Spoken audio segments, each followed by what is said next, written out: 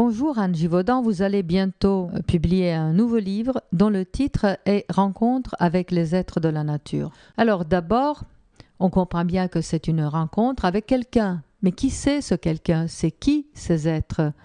Alors ces êtres de la nature, qu'on appelle aussi peuple, le petit peuple de l'invisible, enfin petit ou grand, en tout cas le peuple de l'invisible, ce sont tous ceux qui font partie de cette espèce d'univers imaginaire ou qu'on a cru imaginaire, disons qu'on relègue dans les bibliothèques des livres pour enfants. Ce sont les elfes, ce sont les gnomes, ce sont les dévas, ce sont les ondines, ce sont les salamandres, c'est-à-dire tous ces êtres qui font, les fées aussi, qui font partie de nos éléments, c'est-à-dire des éléments qui nous composent, des éléments qui composent la terre, c'est-à-dire l'air, le feu, la terre, l'eau, et le cinquième élément qui est l'éther, et qui est aussi leur monde, qui est un monde éthérique. Et c'est pour ça que souvent c'est un monde qu'on ne capte pas ou qu'on ne voit pas avec nos yeux physiques. Et pourtant, vous leur dédiez un livre, donc quelque part vous avez pu capter ce monde, n'est-ce pas? Alors effectivement, bon, la chance que j'ai, c'est de pouvoir travailler sur les plans subtils avec ma pratique de décorporation ou de voyage astral.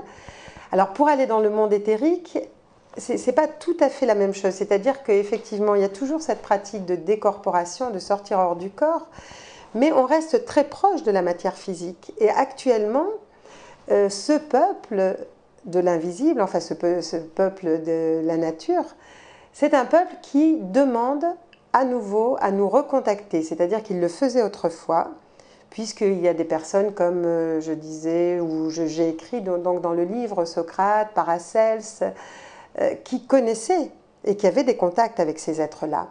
Un peu plus, disons un peu plus tard, dans notre époque, il y a aussi Steiner qui en parle, il y a aussi Omram Mikhaïla Ivanov, il y a les Amérindiens qui en parlent, il y a les peuples proches de la nature évidemment qui en parlent aussi. Ce qui s'est passé pour moi, c'est qu'à un moment donné, j'ai senti qu'il y avait ce contact. Et comme chaque livre, disons que je ne décide pas du sujet. Ce sujet m'est proposé. Et là, l'être avec lequel je travaille pour tous les livres, depuis le début, donc depuis de nombreuses années, m'a demandé si j'étais d'accord pour pouvoir rentrer en contact avec le peuple de la nature, avec ces êtres-là. Et ça m'a complètement ravie parce que je me suis dit, mais c'est un sujet, en fait, je n'ai aucun doute sur leur existence, mais par contre, je n'avais jamais eu de vrai contact avec eux, à part des contacts épisodiques. Donc j'étais contente de pouvoir me dire que j'allais en savoir un peu plus, moi aussi. Vous venez de dire que ces êtres veulent nous recontacter. Eh bien, pourquoi est-ce que nous avons perdu les contacts avec eux? Ou alors peut-être qu'ils ont interrompu les contacts? Et en ce cas, pourquoi est-ce qu'ils veulent maintenant nous recontacter?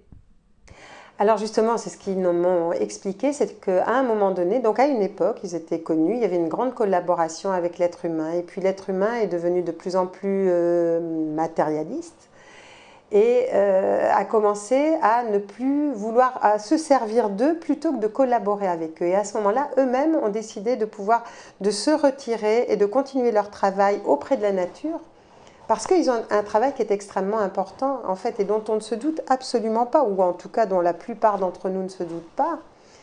Et à un moment donné, donc, ils ont décidé de s'éloigner de l'humain, à part quelques-uns d'entre eux qui sont restés encore proches des hommes ou qui les guident encore.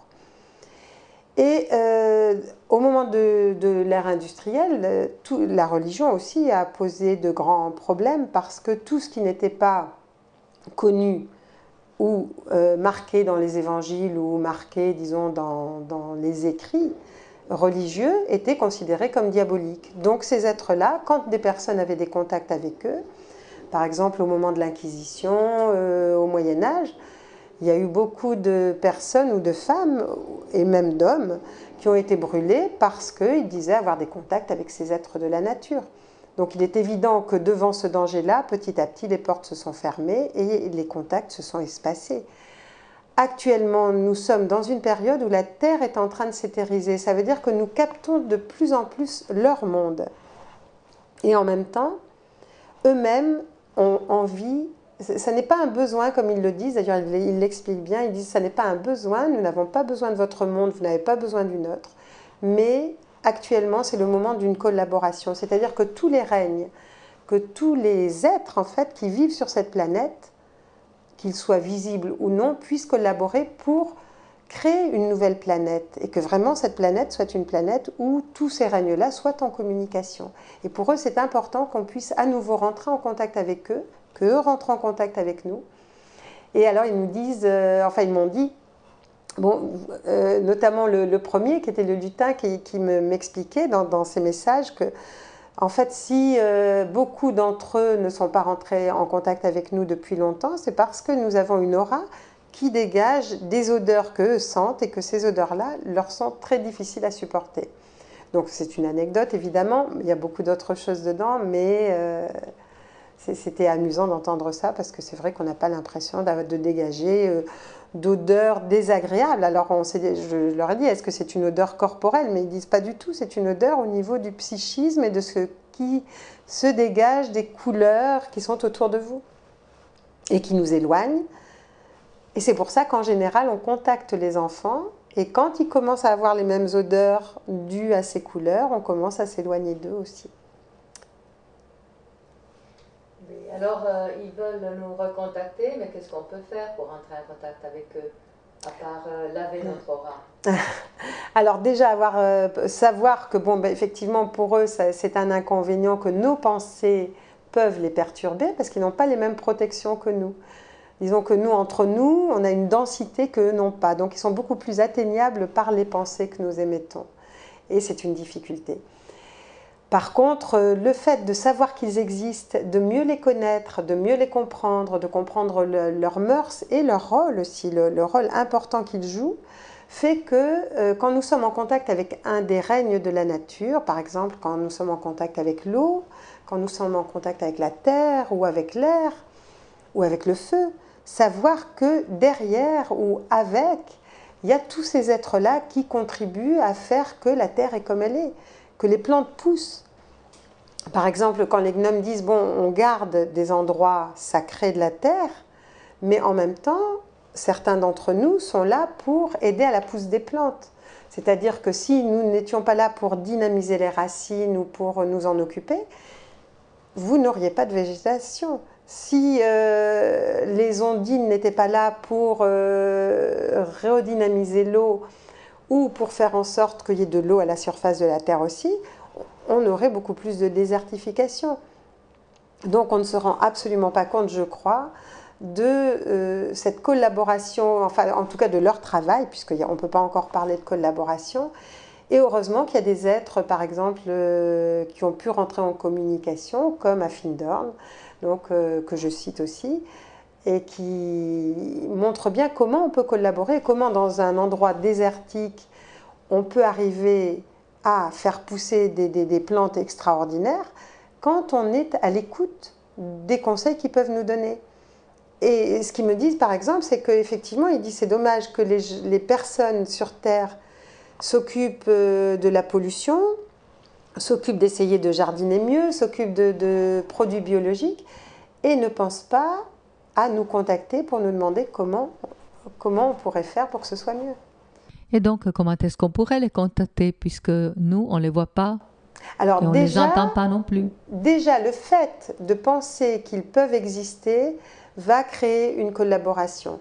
Et va créer le fait qu'ils vont pouvoir ou nous donner des messages, ou on aura des pensées ou des idées qui vont venir et qui vont nous permettre de pouvoir aller dans le sens, enfin, ou d'écouter leurs conseils, même si ça n'est pas des paroles, même si on ne les voit pas complètement. Mais ce que je voulais dire, c'est qu'on les voit de plus en plus. Parce que justement dans le livre, j'ai mis des photos que des personnes m'ont envoyées, et des photos étonnantes. Et il y a aussi le phénomène, par exemple, des orbes qu'on connaît de plus en plus. Et au début, moi, ce qui s'est passé pour moi, par exemple, n'en connaissant pas l'existence de ces cercles, donc sur les photos, mes photos étaient complètement normales. À partir du moment où j'ai commencé à savoir que ça existait et qu'on pouvait prendre des photos et avoir sur ces photos des cercles lumineux avec différentes images à l'intérieur, mes photos, quand je les ai prises, ont commencé à avoir ces phénomènes d'orbe. Quand, avec Antoine, nous en avons parlé à nos stagiaires, eux-mêmes ont essayé, et eux qui avaient des photos tout à fait normales, ont commencé aussi à les capter. Ce qui veut dire que quand on commence à se dire qu'une chose existe, elle finit vraiment par exister pour nous et par rentrer en contact avec nous. Donc on traverse cette dimension. Et le monde s'éthérisant, c'est de plus en plus facile, effectivement, d'avoir des contacts avec ces êtres de la nature. Et à la fin du livre, d'ailleurs, je mets des témoignages de 3, 4 témoignages, mais j'en ai reçu beaucoup plus, avec des personnes qui n'en parlaient pas, mais qui les ont vus au moins une fois ou plusieurs fois, et bon, de différents pays, des personnes complètement différentes, qui n'y croyaient pas forcément au départ, d'ailleurs. Donc ça veut dire que ce petit peuple va devenir de plus en plus des collaborateurs, disons, à condition effectivement qu'on leur laisse cet espace. Sinon, que va-t-il se passer? C'est qu'ils vont continuer leur travail avec ou sans nous. Mais il y a une dimension qui nous manquera complètement et on finira par se cogner contre un mur si on continue à, par exemple, vouloir nettoyer la terre ou vouloir faire de l'écologie sans tenir compte des êtres qui travaillent sur cette terre. Donc, quel est votre conseil? Mon conseil, c'est vraiment de commencer à se dire que nous ne sommes pas seuls et que même s'il y a des êtres que nous ne voyons pas, ils sont à côté de nous, ils sont près de nous, ils nous donnent des conseils. Et quelquefois, d'ailleurs, ils nous perturbent aussi parce que, bon, ben, par exemple, dans le règne des gnomes ou des lutins, il y en a qui sont facétieux. Et facétieux, ça veut dire qu'ils n'ont pas du tout la même morale que nous. Ne pas avoir la même morale, ça veut dire que ce qui nous agace, ça peut très bien les faire rire beaucoup. Et qu'il y a des journées complètes où on va passer son temps à perdre des affaires, à avoir des obstacles, la voiture qui ne démarre pas, enfin, etc. Et puis eux se nourrissent, enfin se servent plutôt de nos formes pensées qu'on aimait à ce moment-là pour pouvoir en rajouter encore parce que c'est quelque chose qui leur est inconnu. Donc nous voir ou rire ou être en colère ou en fait être aux prises avec des émotions que ne connaissent pas, ça les fait quand même rire. En tout cas, plutôt les lutins. Hein. C'est surtout leur domaine à eux. Alors ça peut paraître fantaisiste ce que je dis là, mais il y a vraiment, je veux dire, vous verrez qu'on les verra de plus en plus et que je suis sûre qu'il y aura de plus en plus de photos, pas simplement des dessins ou des croquis, qui vont pouvoir montrer leur existence. Quel est le plan qu'il y a derrière tout ça? De leur part, le fait de vouloir recontacter une espèce qui s'est avérée incapable de s'occuper de soi-même, de la terre, etc. Il y a donc un espoir, il y a donc quelque chose derrière. Alors complètement, c'est-à-dire qu'ils sont en train de se dire que si on arrive à collaborer, nous, avec les capacités qu'on a, avec nos connaissances, et eux avec leur savoir-faire, on va arriver à créer une planète, une nouvelle planète, mais qui sera complètement une planète d'unité où les plantes seront vivantes, pourront nous parler comme ce que je peux voir moi, par exemple, sur le plan, les plans subtils. Quand j'arrive dans une nature astrale, par exemple, tout est vivant, c'est-à-dire que la moindre plante va se redresser sur mon passage, pas parce que je l'ai touchée, mais parce qu'elle a une vie autonome. Et on commencera à vivre dans une planète qui aura une dimension complètement différente. Et où tous les règnes vont collaborer, c'est-à-dire le règne animal. Par exemple, bon, les gnomes, ce sont des petits êtres qui vont s'occuper de la nature, mais qui vont s'occuper aussi des animaux, qui guérissent les animaux sauvages, qui contribuent à leur guérison. Et quand on sera conscient de tout ça, on n'aura plus du tout la même vision de notre monde. On ne sera plus séparés, en fait, on sera complètement dans l'unité de ce qui se passe aussi.